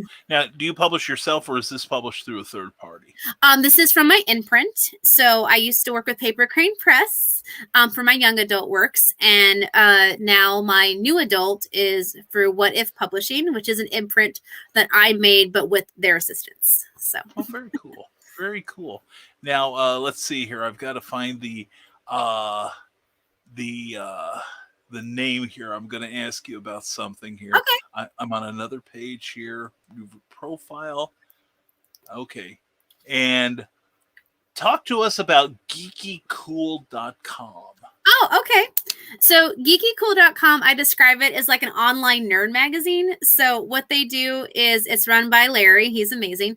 And they do updates on anything nerdy. So the latest trailers, the latest rumored things going on in the geeky community.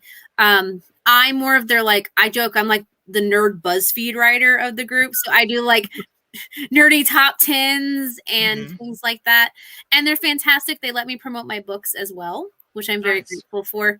But yeah, so if you want news on anything geeky trailer wise or upcoming, just some fun articles as well, reviews for geeky things, comic books, you can go to geekycool.com. Excellent. And that's geeky, GEEKYKOOL, like Cool in the Gang.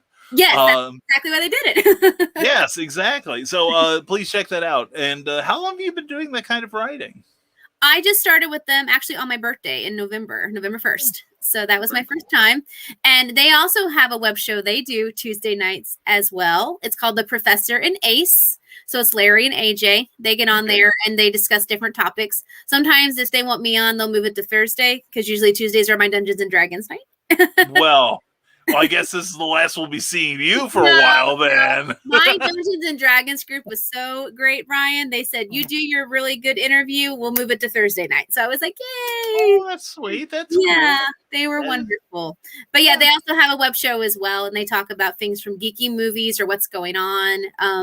And they also have authors as well. So they're really great. That is cool. That is very cool. We're always glad to give other shows a shout out. Yeah, absolutely. So that is super. Now, talking about your D&D campaign. Yes. What made you want to run one? Because a lot of people play Dungeons and Dragons, but not a whole lot of people want to be in charge of the mess. I'm pretty nervous. I'm not going to lie. I'm not great with the mechanics, like the mathematics and figuring out what goes where. And I'm not trying to brag on myself, but I think I'm pretty creative. And I have all these ideas for worlds and stuff. So my friend Matt is fantastic at being a DM. So is my friend Josh, but they get burned out. Sometimes they want to actually just play. Yeah. And I think they're getting to that point. And Matt jokingly said, Morgan's going to DM next time. I was like, Morgan's what? But then I sat there and thought about it. And I'm like, you know what? This is a supportive group. If I need help with the math and the mechanics, I'm sure they could help me. And I just started writing a story and it could go terribly wrong. I don't know. But I've got like 8 to 10 friends who want to try it with me. And I'm really looking forward to it. So we'll be starting that soon. Well, that's a good show of confidence in your talent there, that they are willing to go along with it. And there's one thing I learned, because I have run games too. Here is the thing that will help you. Yes. That if X equals the number of possible outcomes of any of your plot lines, expect them to come up with X plus 1. Yeah. You know, I was part of the university gaming group when I got involved in the 80s, and that was our phrase. We kept talking about X plus 1ing the GM. So, and always keep your eye on the ones who think it's their goal to X plus 1 you. Yeah. Luckily I kind of know all these people, so I'm kind of like, okay, I'm trying to kind of piece together. But their characters could be totally different than what I expect too. So That's true. I'm looking forward to that. And I added some new mechanics just for this campaign since it's a homebrew. I made the whole world myself. Oh, cool. So yeah. So at least I'm like, well, if I don't know the rules, I'm gonna make them up because it's my world. Well, there you go. That's what house rules are for. Exactly. Yeah. See? Now, very cool. Very cool. And we've got some more comments here. Let's see here. Let's see. Here we go. And great. He's not judging anyone. And Dark Shadow 88 says, that's why I'm the dark to her light. I thrive on the horror genre. I shall shield you, Morgan, from the horror genre. Now, I don't know. There are some books that Morgan might just like, if you know what I mean. But anyway, she might wind up going home with that one. But anyway, but no, it's good that you guys, that you have a friend who, kind of like as Mr. and Mrs. Jack Sprat. It's like they don't like the same thing, but they find common ground, which is even more important. We're so opposite when we walk in a room. I'm in a pink fluffy dress, and she wears all black clothes, and everybody just looks at us like, But we're like talking, we're best friends. We're just talking, having a good time. And she said if he ever has a future house, it'll be all covered in black and have skulls and be scary. And there'll be a little lit path in purple that leads me to my own little private room of pink. So I can stay safe at her house. In an all black house with skulls, and I'm like, Julie, you and I are going to get along. Oh, you seriously, you will love Julie. Oh, I'm sure. I hope, Julie. I hope I get to see you sometime this year. I'm sure. Really, cool. And what existing intellectual property would you like to write for? Oh, if they said, okay, we have a book we'd like you to write in our world. Whether it's TV, movies, comics, what have you, what would you like to that's easy. Anything by Rick Riordan, the author Percy Jackson. I just adore that man, and I would love to write from the perspective of a sarcastic demigod and be in his worlds of Camp Half-Blood. So love that. That would be great. How very cool. And I'm being threatened by the legend of the traveling TARDIS. Oh, you think you've caught up with the chats. I'm going to make you sweat, Fez boy. Yeah, coming from the guy who on March 2nd said, stop typing, everyone. Bad idea. Really bad idea. You're going to put that dollar store talcum powder to good use. Bring it, boy. Goodness. Bring it, Blue Box. And Cindy Cap, which are the strongest characters in the ocean? Mussels! And what is the weirdest thing you researched for a project? Weirdest? Well, I had to one time figure out how long the human intestines were because I had to run over a teenager with a car and all his intestines spilled out. So tell me again how you don't like horror. That was not my choice. So kind of a funny thing with that. So I used to teach as a teacher assistant. I was in middle school special education. And I had some students that were failing classes because they didn't care. Okay. So I said, if you can at least pass your classes, I will make you a character in my next book. You can make him anything you want. Kid passed with a D-, so I kept my end of the bargain. Right. And he wanted to become a ghost in my book because it's a world of spirits, and that's how he wanted to die. So I asked his mother if that was okay, and she's like, yeah, it's his choice. I'm like, okay. So there you go. And DCFS was knocking at her door 2 hours later. Anyway, yeah, sorry. And the Legend of the Traveling TARDIS asks, what scares you? Oh, gosh. Well, I think what everybody's scared of, like failure. That's one of my biggest things. I never want to displease people. But if you're talking about goofy fears, I don't like snakes that much. My biggest irrational fear is Willy Wonka, actually. I am really petrified. Yes. How so? When I was a little girl, I was in preschool, and it was the original movie. Oh, yes. And the little chubbier boy was at the chocolate river, and he got pushed in. Okay. Yeah. Well, I was 4, and I was like, oh my gosh, where'd the kid go? And this really not nice boy in my class said he drowned in chocolate. And I freaked out, and I went and cried in the bathroom, and teachers had to pry me off the toilet. So, and I don't know what it is, Brian, but every time if I hear a song, if I hear them talking, I actually start like shaking and I can't control it. So oh no, it's like deeply embedded in my brain. So if you want me like to become a crying pile on the floor, then just do it Oompa Loompa. See, oh no. Oh no. I promise you will get none of that from me. I promise. And Christian, you're on your best behavior, brother. I actually I wrote an essay about it in my first short story collection, A Sweet Little Dream.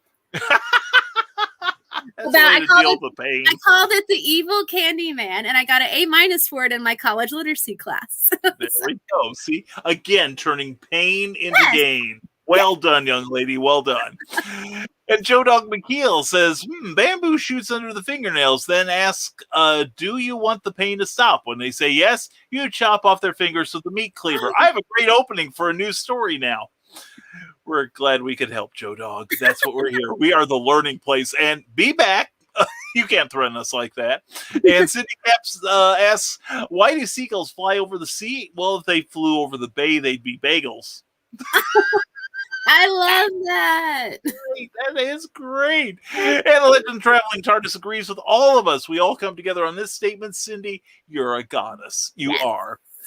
And Dark Shadow 88 says, I can't wait for Morgan's campaign. Varn Vamira is ready to roll. That's her character for my. I like that name. I like that name. Well, it's like some of the characters I've seen in like all the role playing games have had some great names. I played a character called Damn It All. I love it. It was for what was originally a D&D parody for a comic called Knights of the Dinner Table. It's called Hackmaster. Okay. And it's very loosely based on second edition AD&D. And I took I min-maxed the character. He had one arm and one eye. And he was the one-armed, one-eyed wonder.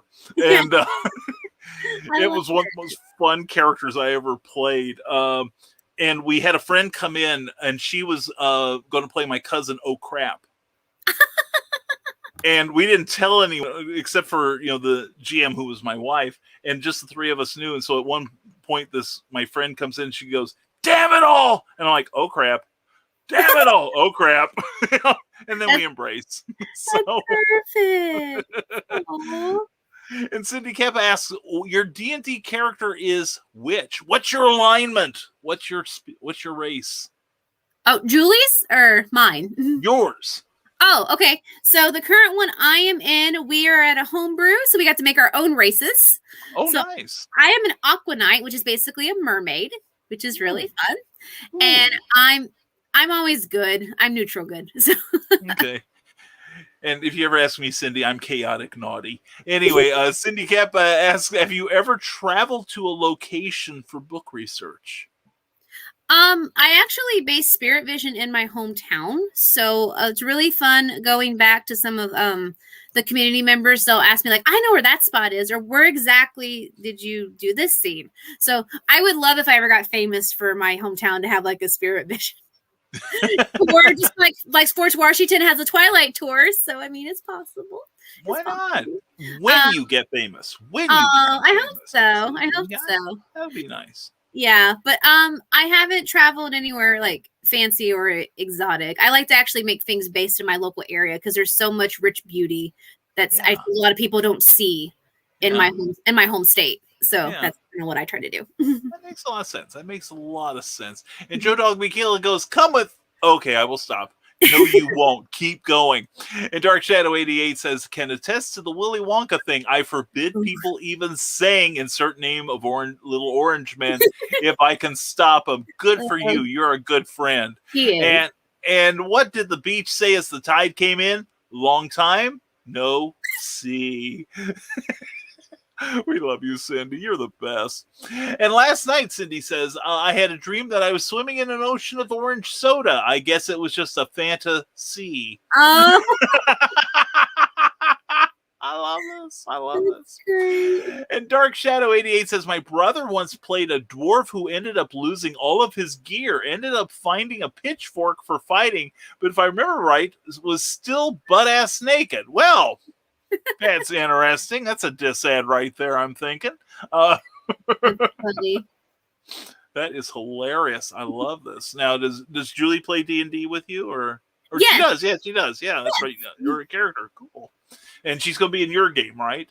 Yes. She's not in our current campaign because she has work, but she does try to visit sometimes and just kind of listen and hang out. So that's cool. That's great. And we are once again caught up. Oh, okay. Awesome. Yeah, so good work. We don't always catch up on this show. This is good. Let's see. Okay, we did get that. Yeah, that's okay. Dark Shadow 88. I once, in the Hackmaster syndrome system, I once played a half-orc bard. Yay! Food good, plunka, plunka, plunka. Water bad, plunka, plunka, plunka. So, yes. And I had more than one GM say, "I'm killing your character before the end of this campaign. I'm killing your damn character." So, and it didn't happen. Anyway, and let's see. And oof, thank you, Julie, for that. I appreciate that. Anyway, but anyway, Morgan, thank you very much for being on this show. This has been a delight as always. Thank you. It's been my pleasure. Everyone's been wonderful, especially my beautiful host. Anyway, that must be Julie. Anyway, And I'm sorry to hear that says Dark Shadow 88. That's all right. Oh, but no, it is always a pleasure to have you. And if you're still willing, we'll have you back on sometime soon. Oh, I'd love to very much. Coolness. Now let's what we're going to do here is first we're going to let you talk about Endless Silver Ocean. Tell the people why they need to purchase that book. Okay, so if you're interested in any type of poetry or short stories, if you want stories for a more mature taste, ones that pull your heartstring or just make you feel good because you love your grandma and you love cats, a little bit of variety for everybody. In Endless Silver Ocean, it's over 460 pages, so you're definitely getting literature for your buck.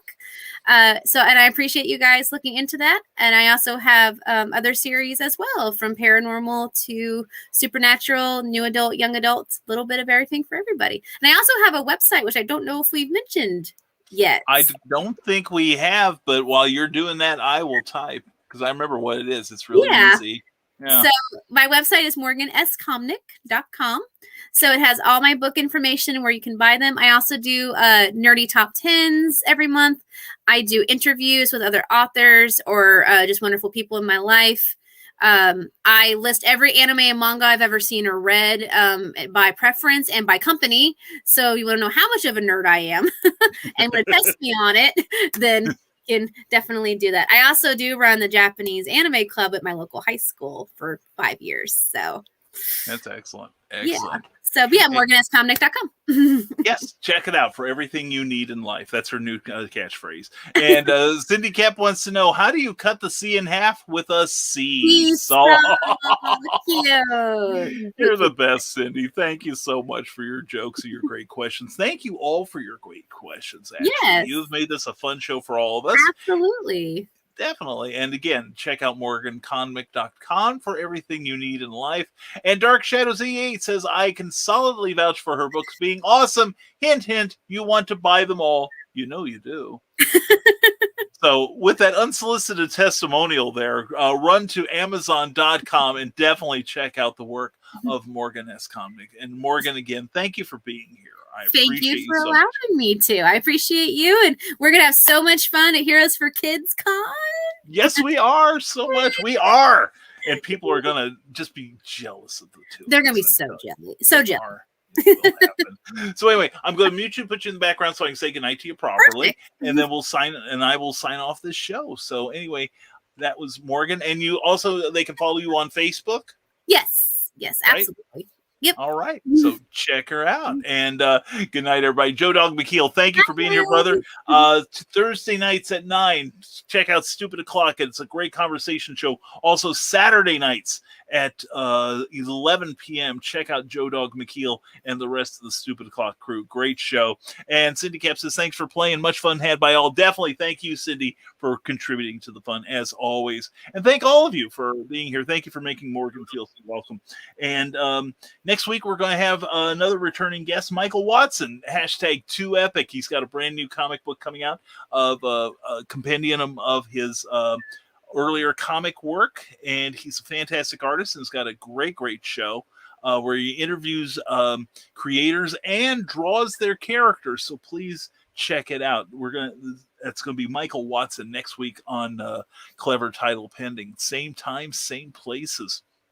Also, like I said, programming note, tomorrow morning we will not have an episode of Never Mind the Furthermore because I have jury duty. So, and we'll let you know on Thursday or probably late tomorrow night what's going to happen for the rest of the broadcast schedule. But anyway, if you want to check out what we've got going on the Rising Tide Broadcast Network to make up for my absence, check it out. We've got 7 days a week of entertainment and education, all kinds of cool stuff you'll learn while you laugh.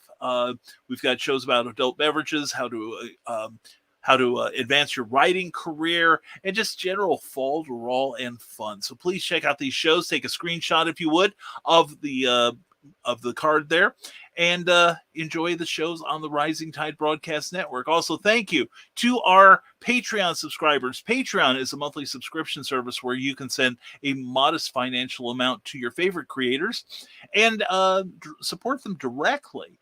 It has helped this show stay on the air and has made a lot of cool things possible. And we're looking to do some more stuff down the road. And with the help of our patrons, we will do it. And we'd love it if you became one of them. So check out what we offer you in exchange for your subscription at www.patreon.com/Brian K. Morris.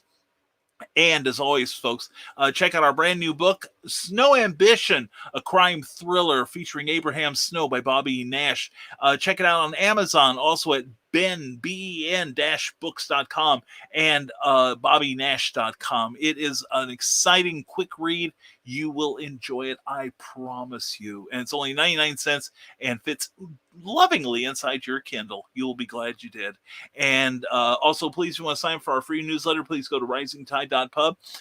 We hope to have the next issue out June 1st. Also, please, if you're watching us on Facebook, please like this video if you've enjoyed any part of it. Also, please like the page you're watching on as a thank you to your hosts. Also, please, if you're watching on YouTube, please like, share, and subscribe because that helps us a lot. We are halfway to 1,000. Thank you to everyone who's subscribed so far. And please take a moment and ring that little bell so you'll be notified of any future. We've got a contest. I hope people are still here. We've got a contest to do. Morgan, I'm bringing you back on for a second here. I'm going to let you judge. No. I came up with a question. Okay. This is for tickets. 2 people will win to Suncoast Fan Fest in Florida. This is happening September 24th through the 26th. It's a big convention.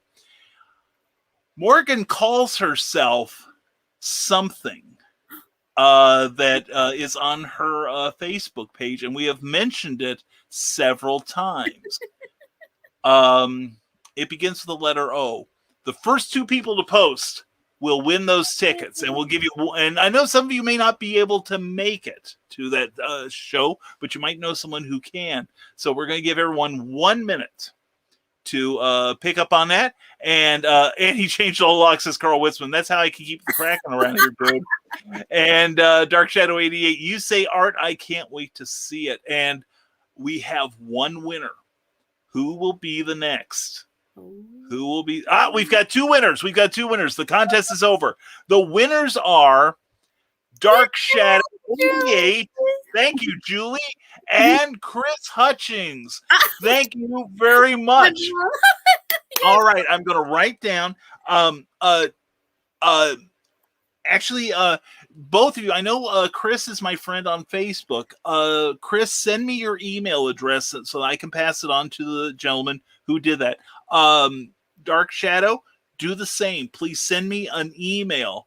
And I will get not on the air, but I will get your last name from Morgan.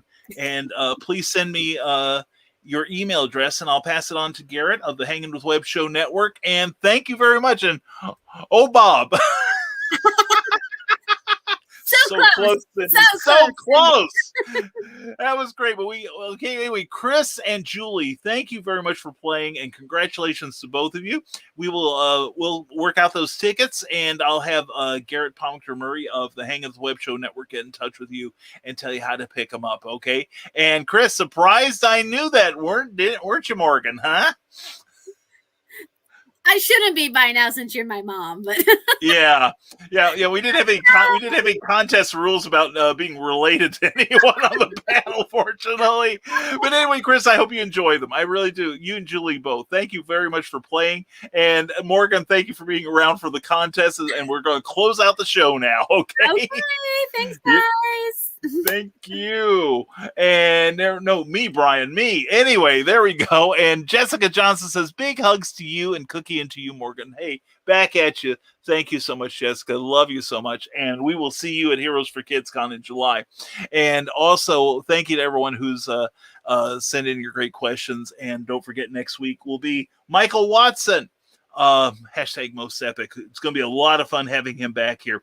And also want to thank Plasma Fire Graphics for their sponsorship of this episode. Plasma Fire Graphics, when the look of your book matters to you, they do book trailers, they do wraparound book covers, they do comic book covers, posters, whatever graphics you need to promote your book, they can do it, and very affordably.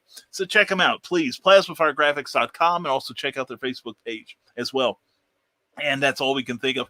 And like I said, tomorrow morning we will not be doing Nevermind the Furthermore, but we'll have news by tomorrow night. We will post it on the Rising Tide Broadcast Network page and the Rising Tide publications page so you'll know what's going on. All right. So anyway, we'll see you soon. And thank you as always, folks. Thank you very much. And road trip, says Dark Shadow 88.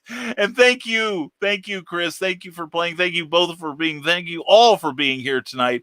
And let me get to the right point here. Okay, here we go. Folks, thank you for being here on Clever Title Pending. Have a great rest of your week, and we'll see you next Tuesday on this show. We'll be waiting for you here. Have a great night, and as always, stay smart, stay safe, wash your hands, and never apologize for being awesome. Thank you for watching Clever Title Pen. Good night, everyone.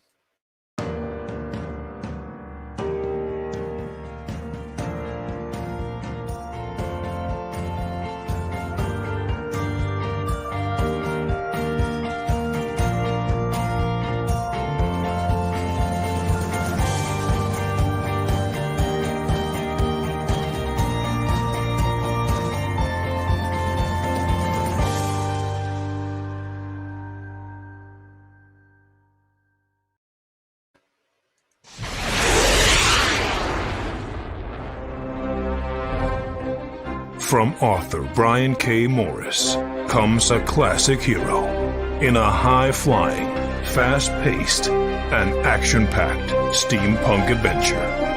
The original Skyman battles the Master of Steam with an introduction by comics icon and historian Roy Thomas. A Rising Tide and Ace Comics publication. Available now in print or digital format on Amazon.com.